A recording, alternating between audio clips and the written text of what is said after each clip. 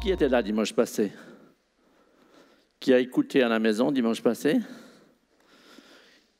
Qui a changé quelque chose dans sa vie cette semaine?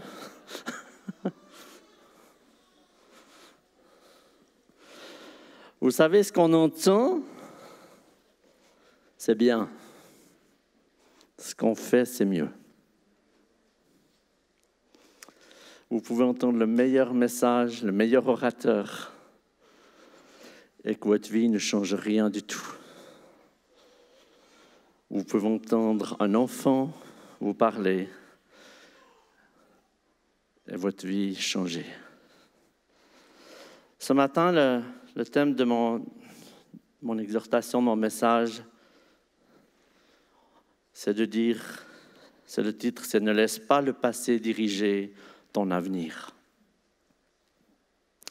Quand Dieu a mis ça sur mon cœur, vous savez, quand on prépare un message,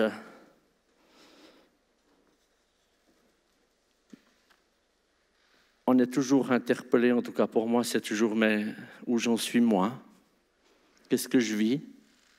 Rassurez-vous, j'ai la même chair, le même sang, enfin, le sang qui coule dans mes veines. J'ai aussi mes défis, aussi mes difficultés. J'ai aussi parfois mes peurs. Et Dieu a commencé à travailler mon cœur. Et puis, on prépare ce message. J'avais comme un, je ne sais pas, je ne peux pas l'expliquer parce que d'habitude, je suis assez à préparer mon message dans ma tête. Et puis après, le dernier jour ou le vendredi, parce que maintenant j'ai du temps et je suis reconnaissant pour cela, eh ben je le mets je tape quelques versets, quelques phrases que je veux dire. Et là, je ne sais pas pourquoi, je l'ai fait la semaine passée, ce que je fais quasiment jamais. Mais voilà, il s'est permis que j'avais du temps, j'ai un rendez-vous qui s'est enlevé, j'ai eu le temps.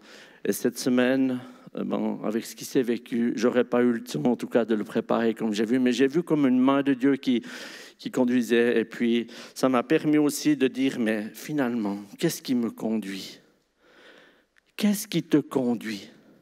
Et je veux parler aussi aux personnes qui nous regardent, parce que je crois qu'il y a beaucoup de personnes qui nous regardent aussi. Et si tu es dans la maison, mais si tu es là aussi, j'aimerais t'inviter à juste te positionner. Qu'est-ce qui conduit ta vie? Est-ce que c'est ton passé, tes blessures du passé, tes peurs, tes craintes, tes soucis de famille, tes soucis financiers? Toutes ces choses font partie de nos vies. Mais qu'est-ce qui te conduit ce matin? Est-ce qu'on peut mettre le texte de 2 Corinthiens 5, 17 à 21. Si quelqu'un est en Christ, il est une nouvelle créature. Les choses anciennes sont passées, voici toutes choses sont devenues nouvelles. Et tout cela vient de Dieu qui nous a réconciliés avec lui par Jésus-Christ et qui nous a donné le ministère de la réconciliation. En effet, Dieu était en Christ. Il réconciliait le monde avec lui-même et en ne changeant pas les hommes de leurs fautes, il les a mis à nous la parole de réconciliation. En nous la parole de réconciliation. Nous sommes donc des ambassadeurs pour Christ. Comme si Dieu adressait par nous son appel, nous supplions au nom de Jésus, soyez réconciliés avec Dieu. En effet, celui qui n'a pas connu le péché, il l'a fait devenir péché pour nous, afin qu'en lui nous devenions justice de Dieu. Je crois qu'on peut demander pardon pour les choses de notre passé, et je vous encourage, si vous ne l'avez pas fait, faites-le. Le pardon est une puissance qui nous libère.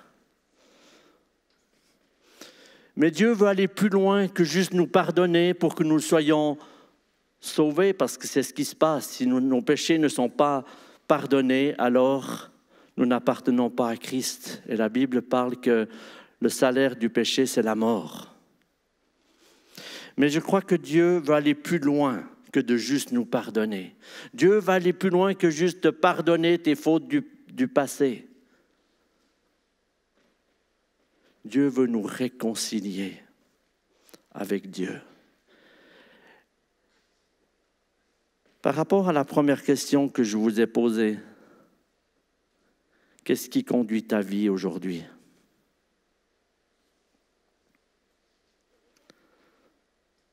Est-ce que tu es réconcilié avec ton passé?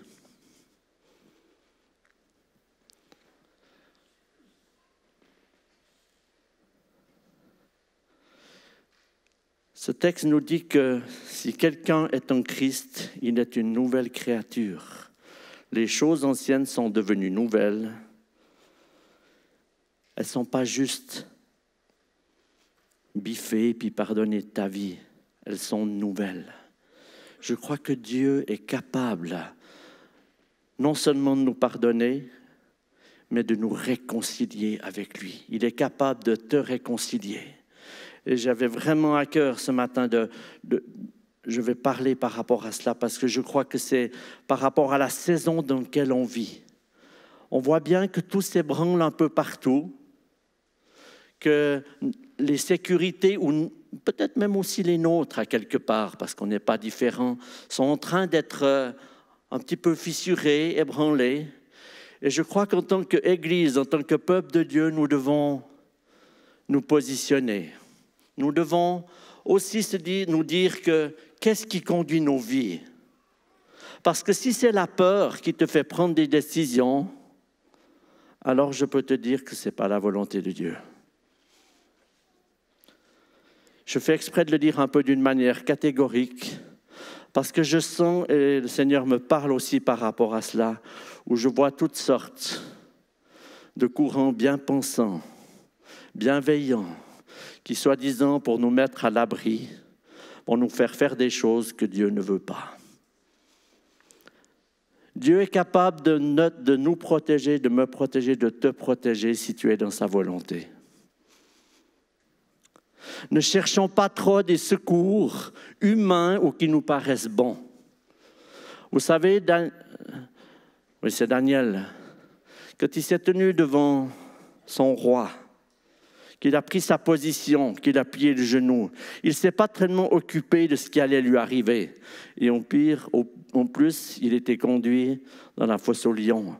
Est-ce que s'il avait été malin et puis intelligent, puis que Dieu lui avait parlé, puis révélé, il aurait été dans la fosse aux lions? Non, il serait parti, il aurait été se cacher dans une montagne ou je ne sais pas où.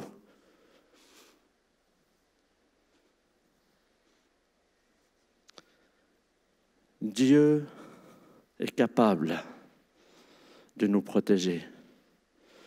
Et s'il avait dû mourir, il était prêt.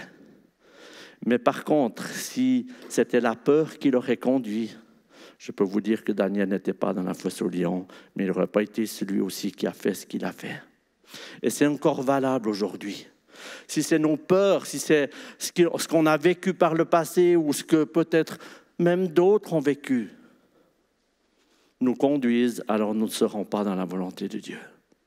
Dieu veut nous réconcilier. Dans la réconciliation, il y a un changement. Les choses sont nouvelles. Et j'aimerais vous encourager, j'aimerais t'encourager. Ne laisse pas la peur te voler ta joie, ta paix. Ne laisse pas la peur te séparer ou te mettre à l'écart. Parce que ça, ce n'est pas le projet de Dieu. Ce n'est pas le projet de Dieu. Alors oui, on est là, on doit faire les choses d'une manière différente, mais moi je veux rester, je veux proclamer, je veux prêcher que Dieu est un Dieu qui est capable de nous conduire. Et même Daniel, qui était jusqu'à aller dans la fosse aux lions ou dans l'autre parabole parmi la fournaise, quand Dieu a décidé, alors rien ne peut arriver. Et moi j'aimerais nous encourager, parce que je me mets dedans, comme je vous ai dit, j'ai les mêmes combats, à chercher la volonté de Dieu et à être dans ce que Dieu veut, parce que là, alors rien ne pourra nous arriver. Dans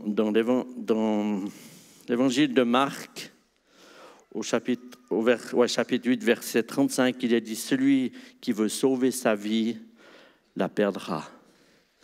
Celui qui la perd la gagnera. » Ça veut dire celui qui la laisse à Dieu la gagnera.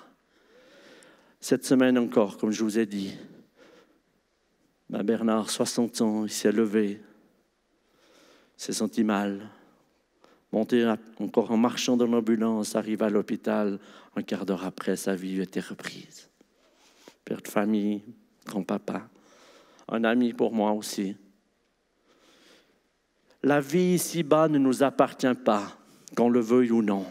Dieu nous l'a donné et je l'ai prêché à la cérémonie ici, au service funèbre. Je n'ai pas choisi ma vie. Et si vous l'avez choisi, dites-moi comment vous avez fait. Je suis né dans une famille là où je suis né, comme chacun d'entre nous est né là où Dieu lui a donné la vie. Mais Dieu nous connaît parfaitement. Dieu sait qui tu es. Et on n'a pas à avoir peur. Et on n'a pas à nous laisser intimider par les choses extérieures de cette vie. Et je crois qu'en tant que peuple de Dieu, on a une image à donner, aussi une vérité à proclamer. Que si Dieu m'a donné la vie et que j'accepte ce qu'il a fait pour moi, alors le départ lui appartient.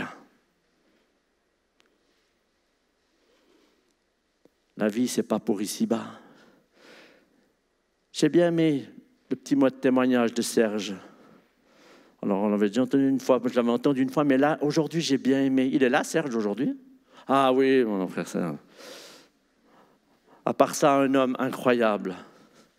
Je sais que Dieu t'a utilisé plusieurs fois, mais j'aime ta disponibilité, j'aime ta joie. On lui téléphone, il y a le parking à faire. Serge, oui, je suis là, disponible.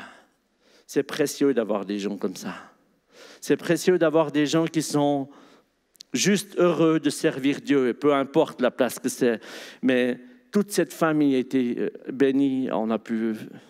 C'est juste incroyable. Merci aussi à toute la technique. Je reviens dans mon message parce que quand il était sur son terrain, le temps s'est arrêté. L'éternité, il n'y aura plus de temps. Dans l'éternité, le temps n'existera pas. Le temps a été donné pour l'humanité. À la création, Dieu a créé le jour, le soleil qui se lève, la nuit qui vient amener la nuit. Dans l'éternité, le temps n'existera pas. Parce qu'expliquer l'éternité en mettant la notion du temps, vous n'y arriverez pas. Le temps est défini par un début et une fin, comme nos vies. Il y a un début, il y a une fin. Chacun d'entre nous, un jour, n'était pas là et un jour ne sera plus là. Pourtant, la vie continue. Qu'est-ce qu'on fait de cette étape? Qu'est-ce qu'on fait de ce passage? Qu'est-ce que tu fais? Et j'aimerais nous encourager ce matin à nous réconcilier, à être réconciliés avec Dieu dans tous les domaines de nos vies.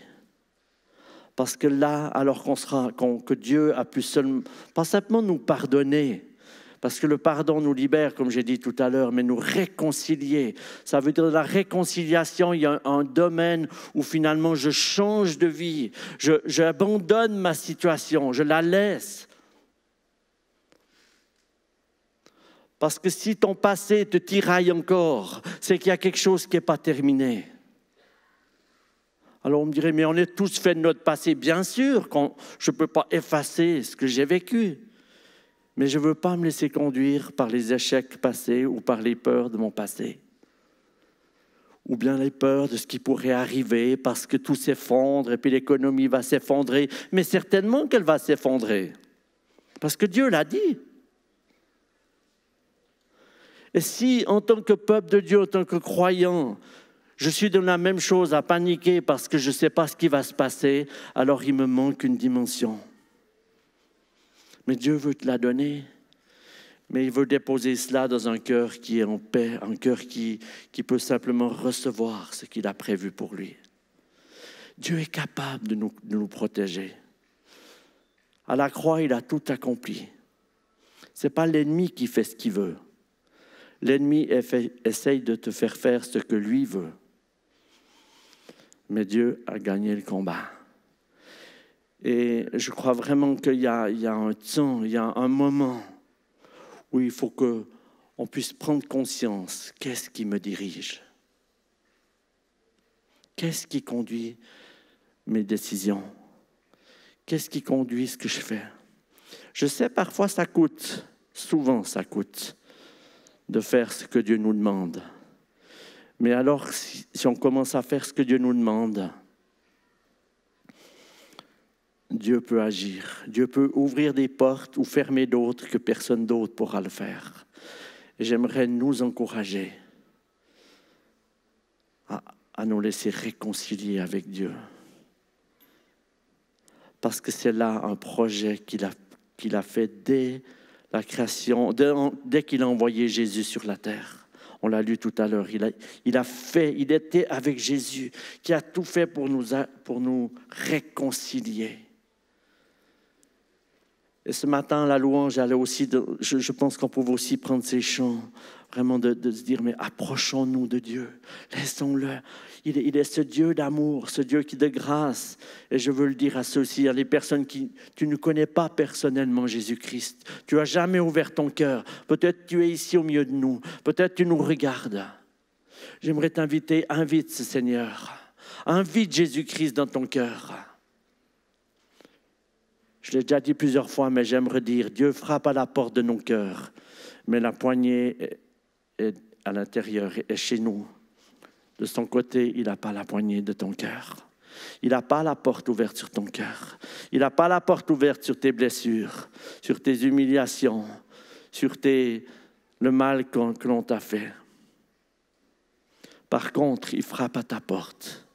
Et si tu ouvres ce domaine de ta vie, Dieu veut te réconcilier. Je n'ai pas demandé à Cédric, mais je le fais volontiers parce que je sais que ça ne le dérange pas. Je pense que j'ai dit l'essentiel. Je pourrais rajouter plein de choses. Ce qui va faire la différence, c'est ce que tu laisses à Dieu.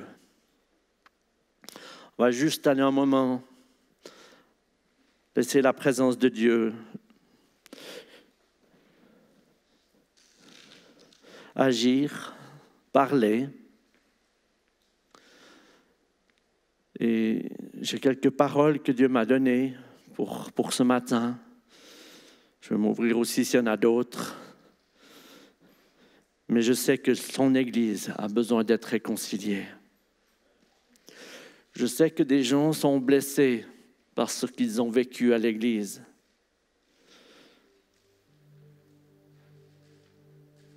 Je peux demander pardon si j'ai blessé quelqu'un.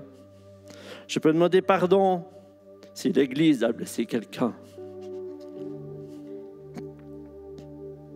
Mais je ne peux pas ouvrir la porte de ton cœur. Je vois 3 situations où Dieu, ou plutôt l'ennemi,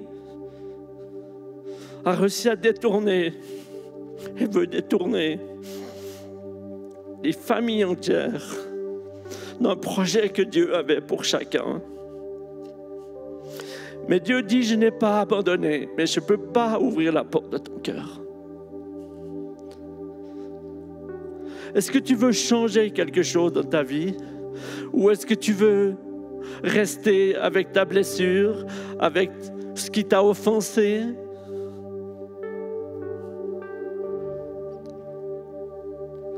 Est-ce que tu veux rester dans ton péché? Est-ce que tu veux rester à dire les choses que tu ne fais pas?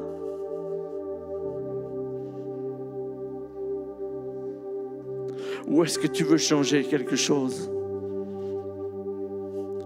Ou est-ce que tu veux abandonner et laisser Dieu guérir ton cœur?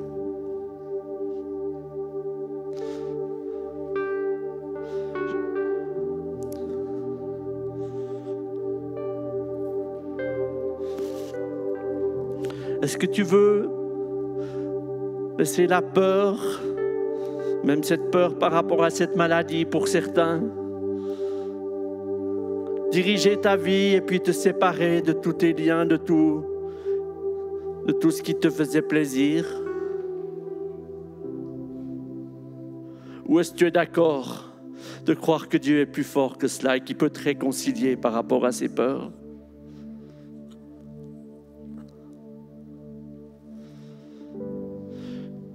Vous savez, souvent on prie, on veut chasser la peur.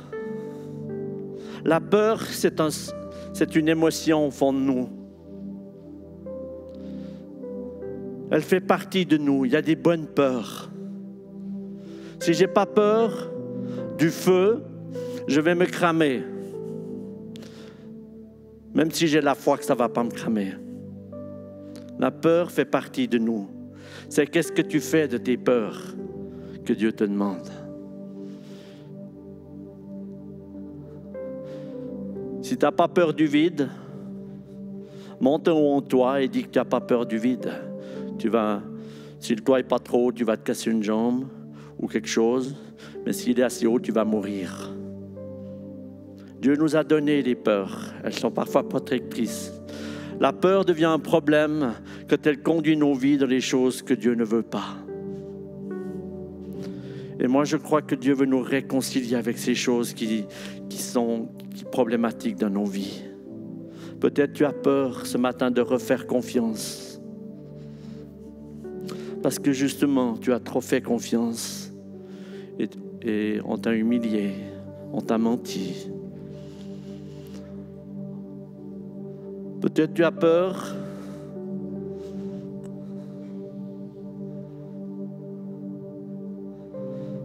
parce que tu n'as pas vu Dieu agir comme tu l'as espéré. Et tu dis de toute façon, c'est pas pour moi.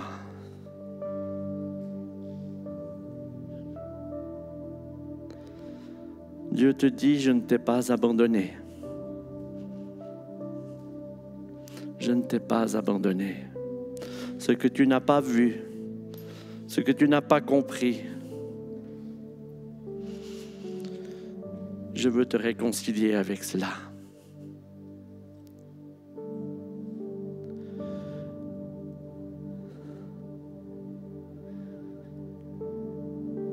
Dieu te cherche. Dieu nous cherche. Et dans ce message de réconciliation, je veux donner l'opportunité pour celui ou celle qui veut changer de vie, qui veut abandonner, qui veut dire à Dieu maintenant, ça suffit cette marche que j'ai. Je te laisse tout, je te donne tout, de le faire. Si tu veux être réconcilié avec ton passé, il faut le lâcher. Oui, on t'a fait du mal. Oui, tu as été humilié. Oui, tu as été blessé. Oui, tu as été traîné ou traîné. Mais Dieu, lui, te cherche. Et tu as de la valeur aux yeux de Dieu. Tu as de la valeur parce que tu es son enfant. Parce que tu es sa fille. Et dès le premier jour où il t'a donné la vie, Dieu te cherche. Dieu te recherche.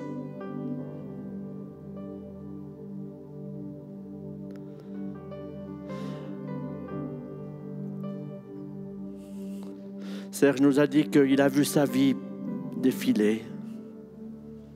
Comment on peut voir l'enfant, le jeune, tout ce qu'il a vécu en quelques secondes?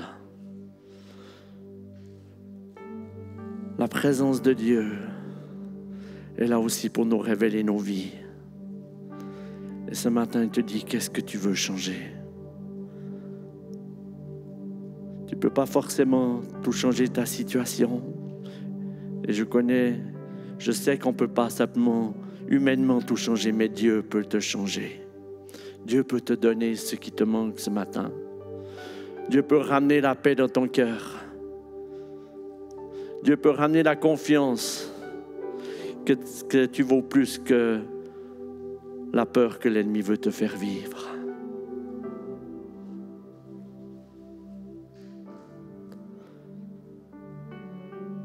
J'aimerais simplement vous inviter à demander à Dieu ou à laisser à Dieu ce que vous devez laisser.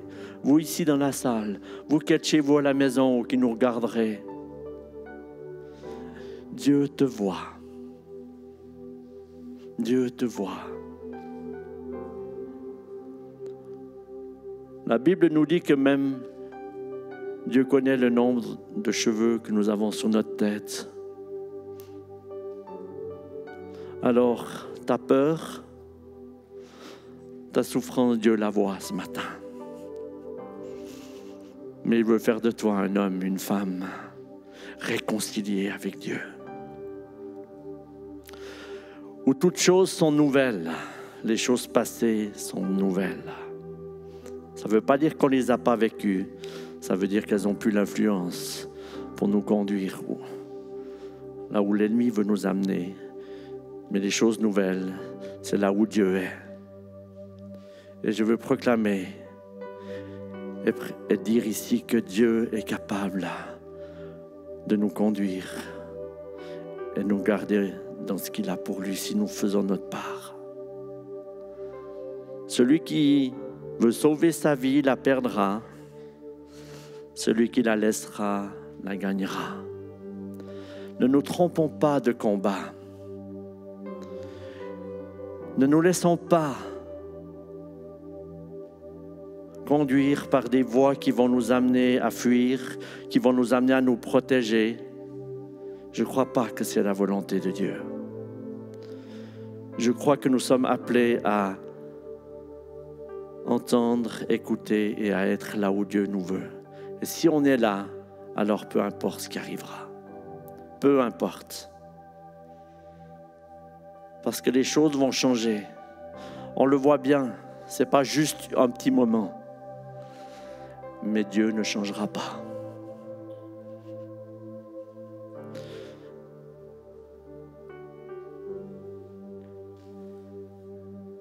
Alléluia. Saint-Esprit, merci parce que tu déposes dans le cœur de chacun et chacune ce que tu demandes. Toi seul sais. Toi seul connais. Mais je sais que tu le fais partout où on ouvre nos portes. Merci pour un peuple qui a confiance. Merci pour un peuple qui est dans la joie. Serge était l'exemple aussi. Certainement qu'il a vécu aussi des choses difficiles. Mais ce qui a habité son cœur, c'est la joie de son Seigneur. La parole de Dieu nous dit que la joie du Seigneur sera votre force. Ce n'est pas forcément ma propre joie, c'est la joie du Seigneur qui est ma force. C'est facile d'être joyeux, d'être heureux que tout va bien. Et tant mieux, et soyons reconnaissants. Quand les choses vont moins bien, c'est la joie que le Seigneur me donne qui sera ma force. Ce n'est pas ma propre joie.